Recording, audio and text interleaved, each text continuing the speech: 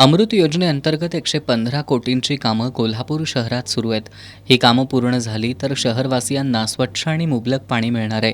मात्र ठेकेदाराला आत्तापर्यंत 3 वेळा मुदतवाढ देऊनही 50% सुद्धा काम झालेलं नाही. या मुद्द्यावरून ठाकरे गटाच्या महिला आघाडीच्या जिल्हाप्रमुख प्रतिज्ञा उत्तुरे यांनी महापालिका प्रशासनाला धारेवर धरलं. संबंधित ठेकेदाराला महापालिकेनं दंड केला होता, तोही त्यांच्याकडून वसूल केला जात नाही. मग अमृत योजनेतील ठेकेदारावर महापालिका एवढी मेहरबान का, असा सवाल उत्तुरे यांनी केला. 488 कोटींची थेट पाईपलाईन योजना मार्गी लागली, मात्र ते पाणी शहरात सर्वांना मिळण्यासाठी वितरण व्यवस्था नसल्यानं याचा नागरिकांना लाभ मिळत नाही. त्यामुळे हे काम लवकरात लवकर पूर्ण करावं, अशी मागणी अतिरिक्त आयुक्त राहुल रोकडे यांना दिलेल्या निवेदनात करण्यात आली आहे.